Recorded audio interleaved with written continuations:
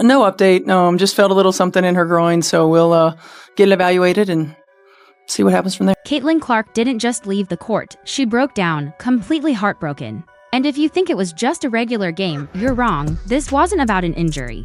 It was a total emotional breakdown, and the blame isn't just about what happened on the scoreboard, what happened in the game against the Connecticut Sun. It wasn't just about getting hurt, it was also a big failure from her coach, the team management, and even the league want to know who really failed. Caitlin, let's break it down because this didn't come out of nowhere. The warning signs were there from the beginning. Walks down to the end of the court. You can tell that she's in pain. You can tell that there's something wrong.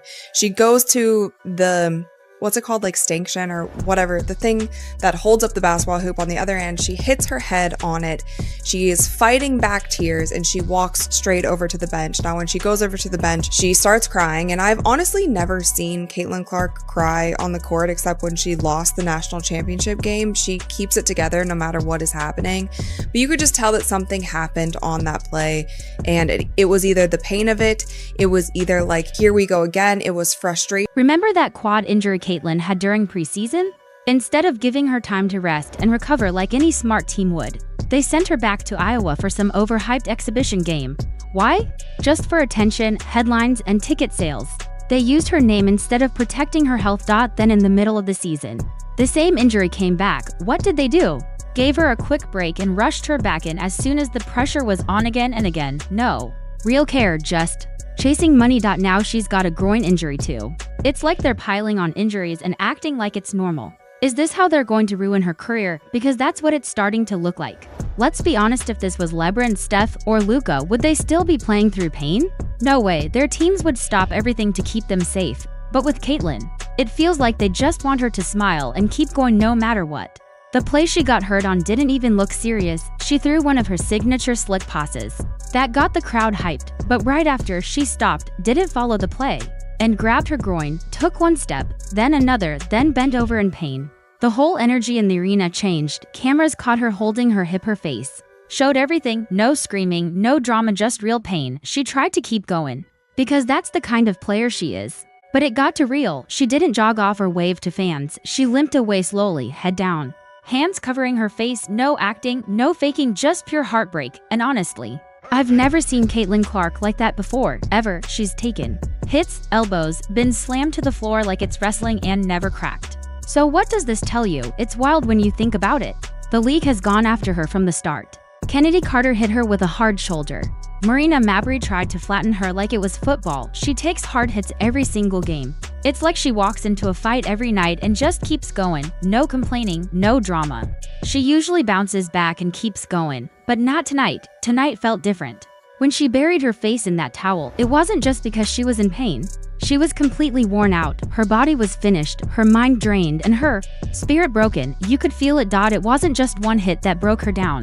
It was her body saying, I'm done, and that should scare everyone in the front office. Because if someone as tough as Caitlin Clark breaks down like this, it means they've been pushing her too hard. And for what? A regular season win in July? A full stadium? What's the real cost here? You can't wear out your best player before the All-Star break and expect her to smile through the pain. While she was crying into that towel, what do you think was going through her head? Maybe she's starting to question everything. And just when things seemed like they couldn't get worse, the refs made it even messier from the start. They let Connecticut play dirty, grabbing her, hitting her, pushing her after every screen. And the refs didn't call anything. By the third quarter, she had enough. She was shouting after every no call. Then during a review, cameras caught her clearly telling a ref, grow up. No sugarcoating, just raw frustration. Can you really blame her? This isn't new. She's been targeted since game 1. The only difference tonight is that she couldn't hold it in anymore. And honestly, good for her. Someone had to say something. The refs haven't protected her. Her coach hasn't either. So she stood up for herself. But here's the real question. Why is Caitlin Clark the only one fighting for her own safety? And don't forget, what's getting lost in all this drama before the injury? She was killing it. She had 14 points, 7 assists, 8 rebounds, and was plus 21 while on the court. She controlled the whole game. When she played, Indiana led. When she sat, Connecticut started catching up. That's how important she is, even with injuries, no calls, and cold shooting streaks. She kept going. Then in the fourth quarter, right before everything fell apart, she lit it up, smooth mid-range shot, slick cut, deep three, clutch free throws. She gave Indiana the lead they needed, and then her body just gave out. That's the painful part. She gave everything she had to help her team win. And when she broke down, who was there for her? Where's the protection? Where's the support? Let's talk about Coach Stephanie White. Her lineup decisions don't make sense. Clark plays for minutes, then sits for 5, plays 3, sits for 6. How is she supposed to get into rhythm like that? You ever tried to play basketball with tight hips or a sore muscle, then sit, then go back in cold? That's how injuries happen, and it keeps happening. The worst part? Coach White pulls her right after she hits big shots or in the middle of a hot streak. Why? What's the plan? And then she keeps putting her on the floor with players like Ari McDonald. Even when it's clearly not working, you'd think Caitlin would be treated like the star of the team. But instead, they treat her like a bench player, and now she's paying the price again. How long until she says, "I'm done," because from the outside, this doesn't look like a plan. It looks like panic, like they're just trying to sell tickets and ride the hype wave through All-Star Weekend.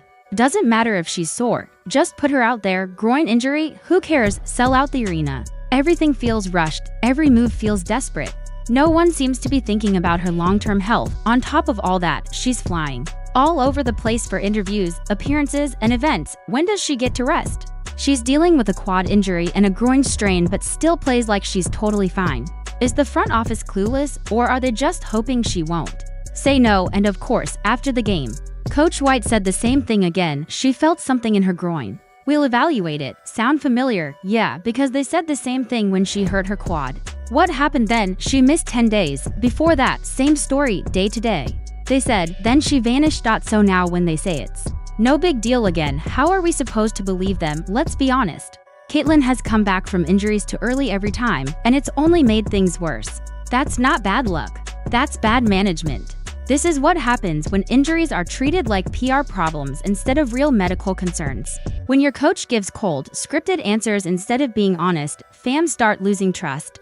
And they should. Caitlin Clark deserves better. She's not just another player. She's the engine of the whole team. She's the reason fans show up, ratings go up, and people care. So if her team won't be honest with her, they're not being honest with us either. So what's really going on? Are they protecting Caitlin Clark? Or are they just covering up the mess they made? Because right now, it doesn't feel like caution. It feels like recklessness. So tell me this, do you really think Stephanie White is being honest? Or is this just another distraction to cover up a bad decision? Yes, Indiana technically won. The final score was 85-77. It looks good on paper. Kelsey Mitchell played great and scored 23 points. Natasha Howard was strong in the paint. Sophie Cunningham helped out from the bench. If you just look at the stats, it seemed like a solid team win, but here's the truth. None of that matters anymore, not even a little, because all anyone is going to remember from this game is Caitlin Clark limping off the court, crying, and clearly in pain. That moment is what fans will remember. That image is stuck in everyone's mind. And honestly, it should be. Yeah, a win is nice, but when your star player, the face of your team, and honestly, the whole WNBA, breaks down in front of the world, what is there to celebrate? How do you go back into the locker room smiling when your leader just fell apart in public? This was supposed to be a feel-good win before the break. Instead, it turned into a big, flashing warning sign. So now the real questions are, what's really happening in Indiana? Who's making these decisions? And why are they letting things fall apart like this? This wasn't just a one-night problem, it was a complete system failure. The coaching staff, the medical team, the leadership, everything broke down in one night. So here's the tough question that no one wants to say out loud. Was that win even worth it? Because from here, it looks like the cost was way too high. It's time to sit her down for real. Not just limited minutes, not fake load management. No three-point contest. No all-star appearances. No more. We'll see how she feels tomorrow. Stop pretending. You can't keep sending her out there like she's indestructible. She's already played through a quad injury. Now it's her groin. What's next? A torn ACL? A snapped Achilles? Let her rest. Let her heal properly for once.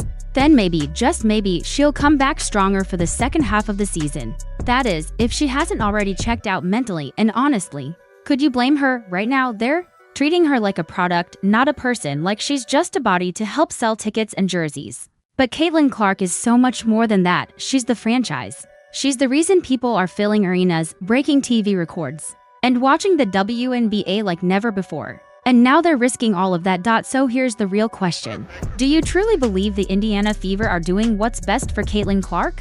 Because from the outside, it doesn't look like they're protecting her. It looks like they're protecting their business. And if that's what this is really about, don't be surprised if she finally says, "I'm done." And when that day comes, don't act shocked. The signs are already there right now.